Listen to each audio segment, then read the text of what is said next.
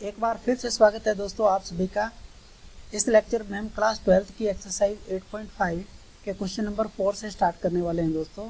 इससे पहले वाली वीडियो के अंदर हमने क्वेश्चन नंबर 3 तक कवर कर लिए थे, तो करते हैं स्टार्ट दोस्तों।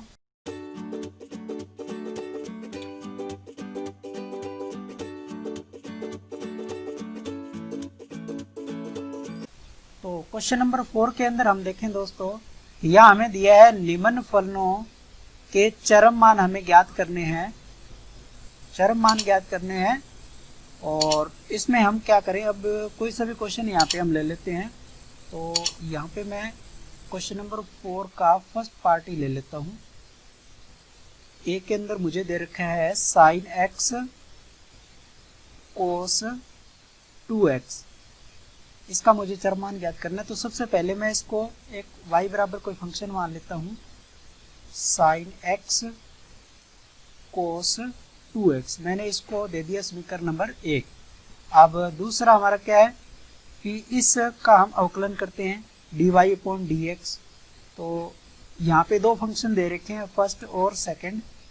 तो हम क्या करते हैं, फर्स्ट फंक्शन को एज इट इज रख लेते हैं।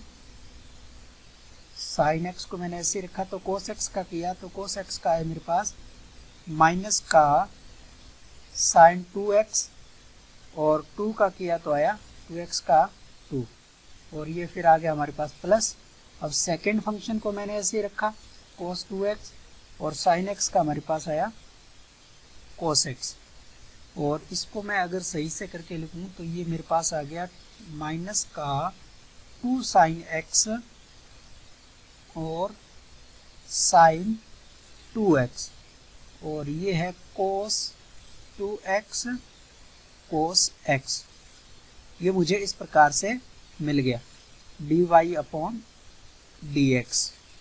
तो इसको हम थोड़ा और सिंप्लीफाई करें तो इसको मैं लिख सकता हूँ, साइन x तो ऐसे ही लिखेंगे, साइन 2x को हम लिख सकते हैं 2 साइन x कोस x, और कोस 2x कोस x। अब यहाँ से मैं इसको और सिंप्लीफाई करूँ तो यह आ गया माइनस का 4 साइन स्क्वायर x कोस x कोस 2x कोस x। यहाँ तक अब ये हमारा आ गया। अब मैं थोड़ा सा इसको ऊपर कर देता हूँ। हाँ, अब इसमें हम देखें कि क्या कॉमन आ सकता है। इसमें हमारा आ सकता है कोस x कॉमन। तो यहाँ से मुझे बचेगा कोस 2x और माइनस का -4 sign square x, -4 sign square x। और इसमें हम कोस 2x को लिखें 1 - 2 साइन स्क्वायर x के फॉर्मूले से मैंने इसको लिखा, तो ये माइनस का 4 साइन स्क्वायर x पहले से है। कुल मिला के ये हमारा बन गया कोस x bracket 1 - 6 sine square x। ये हमारा क्या है, dy/dx का मान हमें मिल गया। इसके बाद इसको हम समीकरण नंबर 2 दे देते हैं, ठीक है। उसके बाद इसका सेकंड डेरिवेशन और निकाल लेते हैं dy/dx2। तो सेकंड डेरिवेशन के लिए भी वही है, यहाँ फर्स्ट और सेकंड पार्ट मान के आप कर सकते हो। तो पहले मैं कोस x को एज इट इज रखूँ, तो अंदर वाले का अवकलन करेंगे तो 1 का तो 0 हो ही जाएगा, और साइन स्क्वायर x का हो जाएगा, पहले पावर के हिसाब से आएगा तो 2 आगे आएगा साइन x, और फिर साइन x का करेंगे तो आएगा कोस x। उसके बाद फिर प्लस सेकेंड पार्ट हम वैसे का वैसे रखेंगे, और कोस x का करेंगे तो माइनस का साइन x। अब इसको हम थोड़ा सा सिंप्लीफाई और करते हैं, तो ये हो गया माइनस का 12 साइन x और कोस स्क्वायर x, और साइन x का इसके साथ मल्टीप्लाई किया तो माइनस का साइन x और प्लस का साइन की पावर 3x। ये हमारा सेकेंड डेरिवेटिव आ गया। इसको हम समीकरण नंबर 3 दे देते हैं। तो हमने फर्स्ट सेकंड थर्ड तीनों इक्वेशन निकाल ली हैं। अब चरम मान के लिए हम क्या करते हैं, चरम मान के लिए dy/dx का मान हम 0 करके x के वो क्रिटिकल पॉइंट निकालते हैं। तो यहाँ पे मैं इक्वेशन नंबर 2 से मान रखूं तो cos x 1 minus 6 sine square x equal to 0। तो यहाँ मेरे पास दो कंडीशन बन रही है कि या तो cos x 0 के इक्वल आएगा, है ना, या तो हमारा cos x है वो 0 के इक्वल आएगा, या 1 माइनस साइन स्क्वायर x वो 0 के बराबर आएगा। तो फर्स्ट कंडीशन में cos x बराबर 0 के 1, या फिर सेकेंड है 1 माइनस 6 साइन स्क्वायर x बराबर 0। तो यहाँ से cos x बराबर 0 होता है तो हम जानते हैं कि x का मान हमारा क्या आता है 2n प्लस 1 π/2। इससे हमें मान मिलता है, ठीक है। और या फिर आप यहाँ पे डायरेक्ट n का मान 0 रखोगे तो π/2 एंगल भी आप ले सकते हो। n के मान रखने पे हमें इसके जो वैल्यू हैं वो मिलते रहते हैं। तो यहाँ पे मैं n बराबर 0 पे वैल्यू ले लेता हूँ इसकी, x बराबर π/2 मुझे मिल जाएगी। यानी कि cos x का मान π/2 के विषम मल्टीपल के अंदर सभी पे क्या होता है 0 होता है। इसी प्रकार से अगर इधर मैं मान निकालूं साइन स्क्वायर x बराबर 1/6, तो साइन x का मान मुझे मिला 1/√6, ठीक है। अब ये वैल्यू या x का मान निकालना चाहते हो तो आप इसको ऐसे भी लिख सकते हो साइन इनवर्स 1/√6, लेकिन ज्यादातर हम यही वैल्यू जो है यूज करेंगे। अब हम क्या करते हैं, एक छोटा सा काम और कर लेते हैं। हम एक राइट ट्रायंगल बना लेते हैं। यहाँ पे राइट ट्रायंगल के अंदर यहाँ पे साइन x का मान 1/√6 है। इसका मतलब लंब बटा आधार। आपको पता है कि लंब बटा कर्ण होता है। ये साइन x क्या होता है, लंब बटा कर्ण। तो लंब का मान इसमें क्या है 1 और कर्ण का मान क्या है √6। तो आधार हम ढूंढ सकते हैं कर्ण के वर्ग में से लंब का वर्ग घटाने पे, तो ये हमें मिल जाएगा √5। अब ये मैं किस लिए निकाल रहा हूँ, क्योंकि मुझे जब ये सेकंड डेरिवेटिव जब हम इसमें वैल्यू रखेंगे तो मुझे कोस का मान निकालने में आसानी रहेगी। कोस होता है आधार बटा कर्ण, यानी कि √5 बटा √6। ये वैल्यू यूज करने के लिए मैंने ये ट्रायंगल बनाया। ऐसा आप निकाल करके यूज कर सकते हो। तो अब हमारे पास यहाँ पे एक चीज हो रही है, साइन स्क्वायर x यहाँ पे होल स्क्वायर होने के कारण ये जो हमें साइन के मान मिलेंगे वो प्लस माइनस में मिलेंगे, है ना, प्लस माइनस में। तो प्लस माइनस के अकॉर्डिंग आप इसको यूज कर सकते हो। अब हम क्या करते हैं, ये जो हमें x के मान मिल गए, इन मानों को हम जो हमारा सेकंड डेरिवेटिव हमने निकाला है थर्ड इक्वेशन के अंदर, उसके अंदर हम इसकी वैल्यू को रख करके चेक करेंगे कि इनका साइन जो है पॉजिटिव आ रहा है या फिर नेगेटिव आ रहा है। तो हमारा जो सेकंड डेरिवेटिव क्या आया था उसको हम देख लेते हैं। सेकंड डेरिवेटिव का मान हमारा आया था, ये मैं नीचे ले लेता हूँ इसको यहाँ से,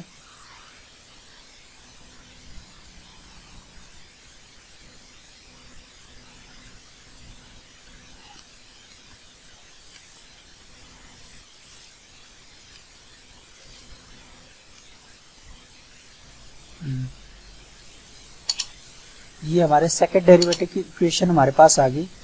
अब इक्वेशन में मैं यहाँ पे वैल्यू रखना स्टार्ट करता हूँ। सबसे पहले x बराबर π/2 एंगल लेता हूँ। तो -12 sine π/2 cos square π/2 minus sine π/2 और साइन होल क्यूब π/2। अब cos π/2 आने के कारण पहले वाली जो वैल्यू हो तो सारी 0 हो जाएगी, और इसका मान साइन π/2 का मान हम जानते हैं 1 होता है, और इसमें भी रखेंगे तो 1। तो कुल मिला के इसका मान हमें क्या मिल गया, यहाँ पे 0 मिल गया। सेकंड डेरिवेटिव निकालते समय मुझे लग रहा है यहाँ पे कोई मिस्टेक हुई है, उसको अपने थोड़ा सा ऊपर जाके चेक कर लेते हैं। यहाँ मिस्टेक हुई है हमारे से, ये देखो सेकंड पार्ट 1 माइनस 6x² था, यहाँ पे क्या है 6 मिस्टेक से रह गया, तो इसको हम सही कर लेते हैं। सबसे पहले ये यहाँ पे हमारा आएगा 6x² और इसको हम सॉल्व करने के बाद यहाँ भी हमारा 6 आएगा, नीचे ये 6x³ आएगा, ये 6x³ आएगा, तो ये वाला रिजल्ट फिर हमारा 1 की जगह क्या हो जाएगा 6 हो जाएगा। तो ये आंसर हमें 0 ना मिल करके क्या मिलेगा प्लस का 5 मिलेगा। अब यहाँ इसकी वैल्यू से हमें कोई मतलब नहीं है, हमें तो सिर्फ इसका साइन देखना है। साइन हमारा क्या आ रहा है पॉजिटिव आ रहा है, इसका मतलब हमें x बराबर π/2 पे वैल्यू कैसी मिलेगी, निम्नतम वैल्यू मिलेगी। ये मान हमने निकाल लिया। अब वो निम्नतम वैल्यू कितनी होगी वो आप चाहो तो यहाँ निकाल सकते हो और चाहो तो अपने पहले दूसरा मान चेक कर सकते हैं। d2y/dx तो की मैं मान निकाल लेता हूँ sin x बराबर 1/√6 पे। यहाँ पे दो मान है, मैं एक बार प्लस वाला ले रहा हूँ, तो ये माइनस का 12 sin x की जगह आ जाएगा 1/√6 और cos x का मान अभी हमने निकाला था √5/√6 का होल स्क्वायर और फिर है अपना माइनस का sin x। ये सारे मान मैं इस इक्वेशन से ले रहा हूँ, पता लग रहा है, ये सारे मान इस इक्वेशन से मैं यहाँ डाल रहा हूँ। तो sin x का मान है हमारे पास 1/√6 और प्लस 6 और 1/√6 की होल क्यूब। तो इसको अपने सॉल्व करें तो ये आएगा माइनस का 12 1/√6 और ये आ जाएगा आपका 5/6 1/√6 और ये हो जाएगा हमारा होल क्यूब है। इसका मतलब एक तो हमारे पास 6 आएगा और एक √6 आएगा। तो यहाँ पे अगर हम कैंसिल करें तो 6 से आपका 6 कैंसिल हो जाएगा, है ना, और ये मिल जाएगा मुझे, और भी इसमें कैंसिल हो रहा है, तो 1/6 जो है वो पूरा इस 1/6 से कैंसिल हो जाएगा। 6 1 जा 6 6 2 जा, ये 2 पे कैंसिल हो गया। तो इसका मतलब अब मुझे यहाँ जो वैल्यू मिली वो माइनस का 10/√6 ये मुझे वैल्यू मिलेगी, ठीक है। अब इस वैल्यू में मैंने देखा कि मेरा निशान कैसा आ रहा है, निशान मेरा आ रहा है नेगेटिव। इसका मतलब इस पे मुझे उच्चिष्ट मान मिलने की पूरी संभावना है। और नेक्स्ट आप ऐसे ही sin -√1/6 का मान रख करके भी आपको चेक कर सकते हो। यहाँ पे d2y/dx तो sin x बराबर -1/√6। तो ये सारे मान अपने यहाँ रखेंगे, माइनस का 12। अब जहाँ जहाँ आपका -1/√6 आया है वहाँ ये चीज़ क्या है -1/√6 और -5/√6 का होल स्क्वायर -1/√6 और प्लस 6 -1/√6 का होल क्यूब। तो अब ये सारे मान हम चेक कर लेते हैं। तो वैल्यू तो आपकी वैसे ही आने वाली है, लेकिन फिर भी मैं यहाँ पे इसको कर देता हूँ सॉल्व। ये 1/6 है तो माइनस का 12 -1/√6 ये हो जाएगा आपका 5/6 माइनस माइनस प्लस हो जाएगा और यहाँ से हमें मिल जाएगा माइनस का 6 1/6√6। तो यहाँ से हम देखेंगे 6 से 6 फिर कैंसिल हो जाएगा और 1/√6 से 1/√6 कैंसिल हो जाएगा, माइनस माइनस ये 6 से वापस ये 2 पे कैंसिल हो जाएगा। तो इस बार हमें जो रिजल्ट मिलेगा बस वो फर्क कितना रहेगा कि वो क्या रहेगा, पॉजिटिव रहेगा 10/√6। तो यहाँ पे हमें साइन कैसा मिला, पॉजिटिव।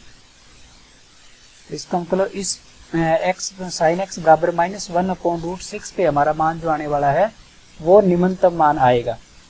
अब इन सारे मानों पे हम क्या करते हैं, समीकरण 1 के अंदर ये मान रख करके इनकी वैल्यू निकाल लेते हैं कि कितनी कितनी वैल्यू आएगी। तो सबसे पहले हम हमारी समीकरण देख लेते हैं। समीकरण हमारी क्या है, y बराबर साइन एक्स और कोस 2x, y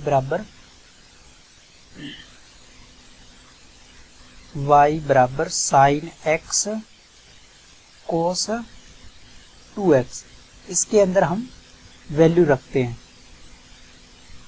तो सबसे पहले मैं y का मान x बराबर π/2 पे निकालता हूँ। तो साइन π/2 कोस 2 मल्टीप्लाई π/2, तो यहाँ से मेरा ये 2 से 2 कैंसिल हुआ। कोस साइन π/2 का मान 1 और कोस पाई का मान -1, इसका मतलब ये मान तो मुझे मिला -1। तो ये आपका निम्नतम मान हो सकता है। हम नेक्स्ट वैल्यू चेक करते हैं, y बराबर साइन एक्स इक्वल टू 1/√6। अब फंक्शन हमारे पास किस प्रकार से है, फंक्शन एक बार फंक्शन लिख रहा हूँ, साइन एक्स कोस 2x इस प्रकार से। तो इस फंक्शन को मैं एक बार कन्वर्ट कर लूँ तो ज़्यादा इजी हो जाएगा। साइन एक्स इसको मैं लिख लूँ 1 - 2 साइन स्क्वायर एक्स, है ना, ऐसे लिख लेंगे तो हम साइन एक्स का मान इजीली इसमें रख पाएंगे। तो ये आ जाएगा 1/√6, 1 - 2 और 1/√6 का होल स्क्वायर। तो इसका मान मुझे मिल जाएगा यहाँ पे 1/√6, 1 - 2 1/6, तो ये 3 से कैंसिल हुआ, 2/3, ये मान मुझे मिल गया 2/3 और √6। तो ये मान हमारा जो है उच्चतम मान है, उच्चिष्ट मान है, उच्चिष्ट मान। अब उच्चिष्ट मान क्यों है, क्योंकि हमने देखा था कि साइन का जो मान हमारे पास 1/√6 पे मान कैसा आया था, नेगेटिव आया था। इसका मतलब ये वैल्यू हमारी उच्चतम वैल्यू होगी। उसके बाद हम थर्ड केस को देखें, तो थर्ड केस में हमारे पास क्या था, y का मान हम निकालेंगे साइन x इक्वल टू -1/√6। तो अभी हमने इक्वेशन बनाई उसी को मैं यहाँ यूज कर रहा हूँ, sine x 1 - 2 sine square x, -1/√6, 1 - 2, 1 minus का 1/√6 का होल स्क्वायर, तो ये आ गया -1/√6। इसको अपने सॉल्व करेंगे, ये आएगा 1 - 2 मल्टीप्लाई 1/6।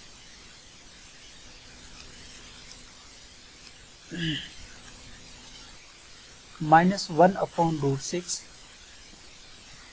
ये आ जाएगा 2/3।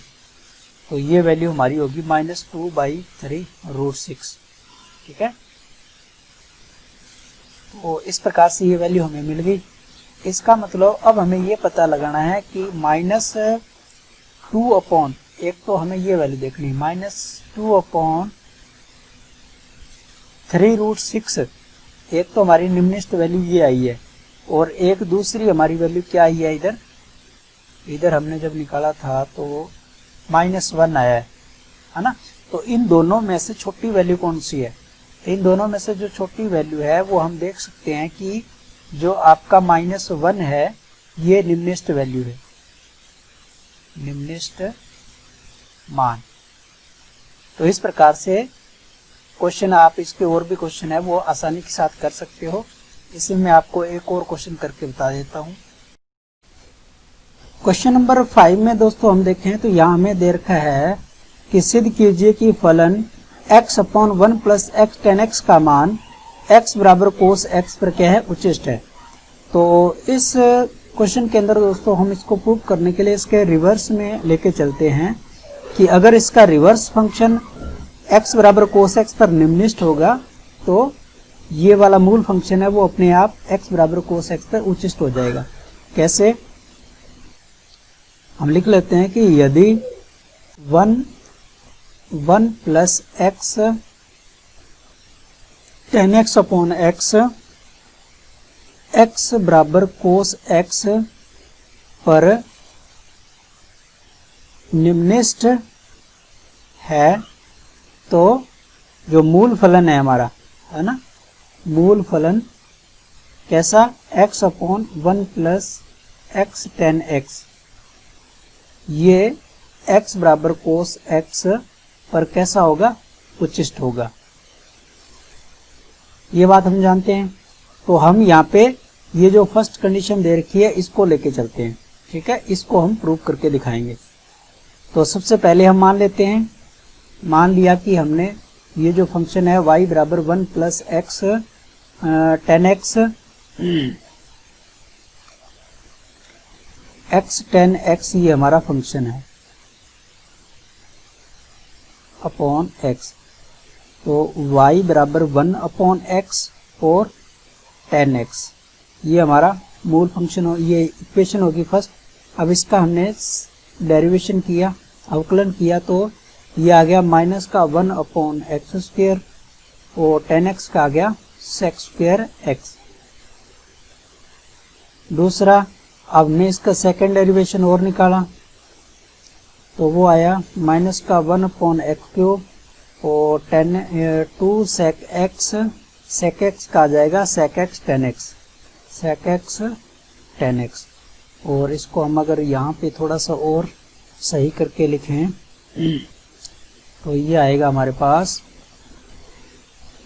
1 upon x cube plus 2 sec square x tan x, ये हमारा d2y अपॉन dx2 आ गया।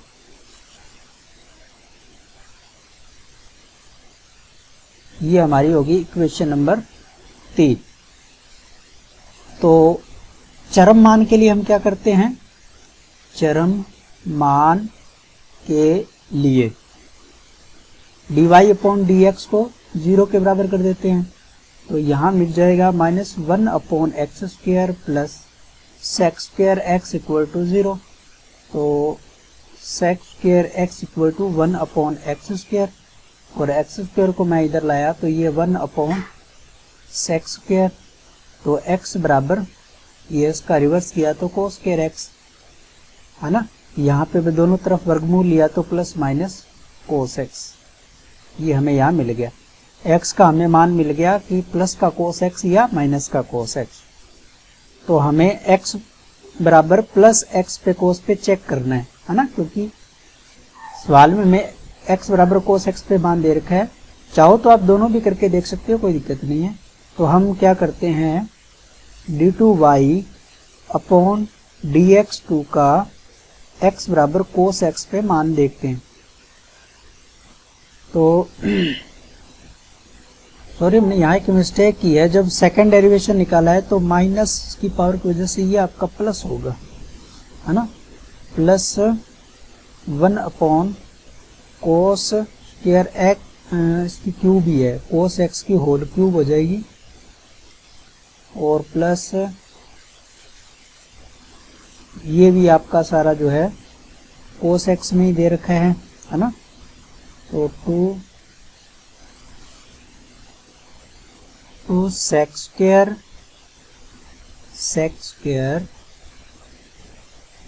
x की जगह आपका cos x और tan x की जगह cos x। तो इसके अंदर हम यहाँ देख सकते हैं कि कोई भी इसमें नेगेटिव वैल्यू हमारे पास है ही नहीं, सारी की सारी क्या है, पॉजिटिव वैल्यू है। तो इस पूरे का मान हमारे पास क्या आ जाएगा, पॉजिटिव आ जाएगा। तो इसका मतलब ये हुआ कि x बराबर cos x पे सारा मान पॉजिटिव आ रहा है, तो x बराबर यानी कि y का जो मान है, y का मान x बराबर cos x पर निम्नलिखित आएगा।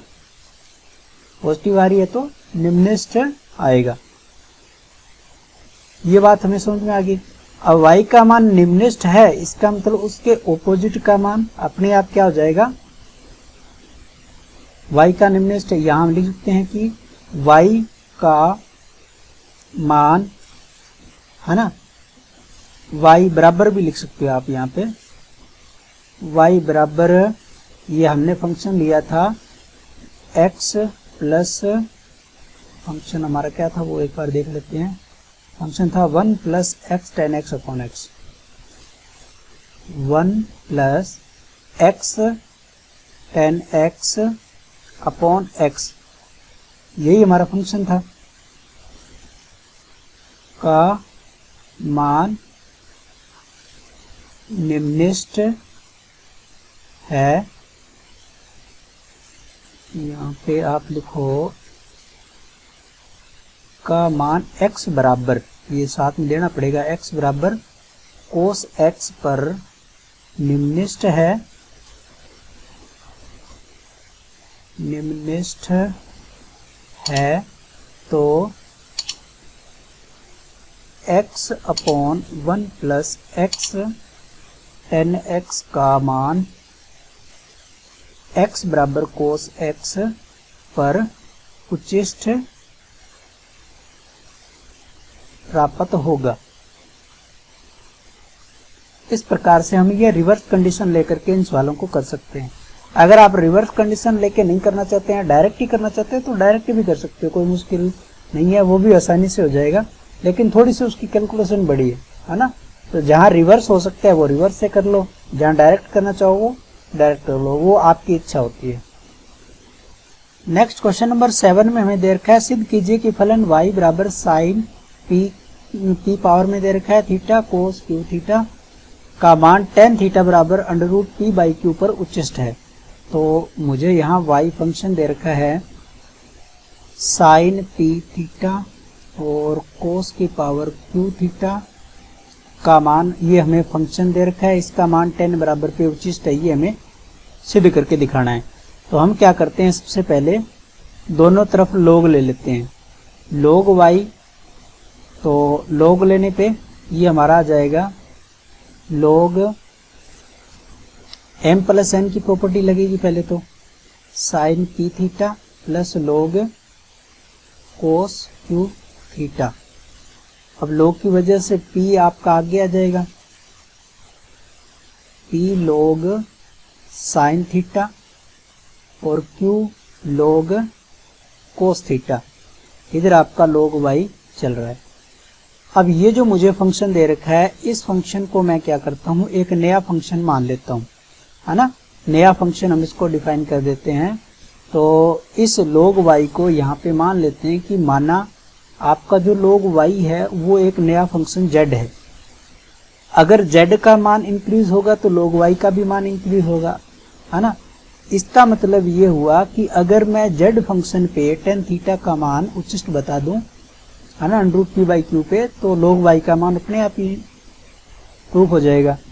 तो ये मैं लिख लेता हूँ z बराबर p log sine theta q log cos theta.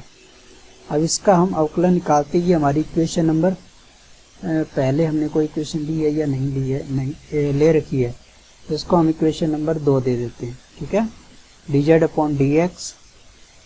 तो ये हो जाएगा आपका p बाई, पहले तो आएगा log की वजह से साइन थीटा, फिर साइन थीटा का करेंगे तो आएगा कोस थीटा, और q इसका करेंगे तो 1 अपॉन साइन थीटा, फिर साइन थीटा का कोस थीटा का करेंगे तो आ जाएगा ये, सॉरी नीचे यहाँ पे कोस थीटा आएगा, log की वजह से 1 अपॉन एक्स होता है ना, तो ये आएगा हमारा कोस थीटा, और कोस थीटा का करेंगे तो आएगा माइनस का साइन थीटा, माइनस का ये सॉरी p पहले तो प्लस का ही है, ये हो गया हमारा p कोट थीटा और माइनस का q टेन थीटा, ये हमारा dz अपॉन dx हो गया। इसको इक्वेशन नंबर हम 3 दे देते हैं। और उसके बाद हम इसका सेकंड डेरिवेशन और निकाल लेते हैं, d2z अपॉन dx2। तो p तो आपका कांस्टेंट है, कोट थीटा का करेंगे तो आएगा माइनस का कोसेक स्क्वायर थीटा और q tan का आएगा सेक स्क्वायर थीटा। अब इसको हम और माइनस को अगर बाहर ले लें, माइनस को मैंने बाहर ले लिया, चाहो तो पूरे फंक्शन में ही ले लो बाहर, पूरे फंक्शन में बाहर ले लिया तो ये आ गया कोसेक स्क्वायर थीटा और plus q sec square theta d2z upon dx2। ये हमारी इक्वेशन नंबर आ गई 4। तो चरम मान के लिए अब हम क्या करेंगे, dz अपॉन dx2 को 0 करेंगे। चरम मान के लिए dz अपॉन dx को हम करेंगे 0। तो यहां से मिल जाएगा p cot theta minus q tan theta equal to 0। तो ये हो जाएगा p cot theta q tan theta. यहाँ से कोट थीटा को आप इधर ले आओ, p बाई क्यू आ गया ये, तो ये आपका tan थीटा और नीचे आ गया cot theta, p by q tan theta, ये कोट थीटा, तो कोट थीटा ऊपर जाके ये tan स्क्वायर थीटा ही बन जाएगा और अंडर रूट लेंगे तो आपका under root p by q tan theta, ये आपको 2 मान देगा प्लस माइनस के। तो इसने हमें बता दिया कि tan theta plus minus under root p बटा क्यू के, ये आपको 2 वैल्यू दे रहा है। ठीक है, अब ये जो वैल्यू दे रहा है इसमें हमें क्या करना है कि आपका जो सेकेंड डेरिवेशन है उसके अंदर वैल्यू रखेंगे हम, और उससे ये डिफाइन होगा कि हमें उच्चिष्ट मान मिलेगा या निम्नष्ट मान मिलेगा। तो यहाँ हम इस फोर्थ इक्वेशन के अंदर देख पा रहे हैं कि d2z अपॉन dx2 का जब हम tan थीटा बराबर under root p by q पे मान निकालेंगे, है ना, तो ये पूरा अंदर वाला जो ब्रैकेट वाला आप देख पा रहे हो, ये पूरे ब्रैकेट जब यहाँ पे थीटा का मान आएगा, यहाँ आएगा, है ना, तो ये देख पा रहे हैं कि पूरे ब्रैकेट के अंदर अंदर वाला मान हमारा क्या पॉजिटिव है और बाहर क्या है नेगेटिव है ना। तो इसका मतलब ये मान हमें कैसा मिलने वाला है, ये मान हमें नेगेटिव मिलेगा, पूरा मान कैसा मिलेगा नेगेटिव, और नेगेटिव है इसका मान, इसका मतलब यही हुआ कि tan थीटा बराबर p बाई क्यू पे हमें z का मान जो है वो उच्चिष्ट प्राप्त होगा। तो हम यहाँ लिख देते हैं कि tan थीटा बराबर under root p by q पर z का मान उच्चिष्ट प्राप्त हो रहा है, अतः जो आपका log y होगा, log y का मान भी हमें कैसा मिलेगा, tan थीटा बराबर, या log y नहीं आप डायरेक्ट y लिख सकते हो, y का मान भी हमें tan theta under root p by q पर उच्चिष्ट ही मिलेगा, है ना, उच्चिष्ट ही प्राप्त होगा। तो इम्पोर्टेंट क्वेश्चन था दोस्तों, ये कई बार एग्जाम के अंदर रिपीट हो चुका है, आप इसको ध्यान से समझ के कर लें। तो आज की वीडियो में बस इतना ही दोस्तों, मिलेंगे किसी नेक्स्ट वीडियो के अंदर। और अगर ये वीडियो आपको पसंद आई है तो प्लीज़ आप इसे लाइक करें, शेयर करें, और अगर चैनल पे आप पहली बार हैं तो आप लोग ये सब्सक्राइब वाला बटन दिखाई दे रहा होगा, वहाँ पे आप उसको सब्सक्राइब जरूर कर लें और पास में आने वाले बेल आइकन को भी जरूर दबा दें। थैंक यू दोस्तों।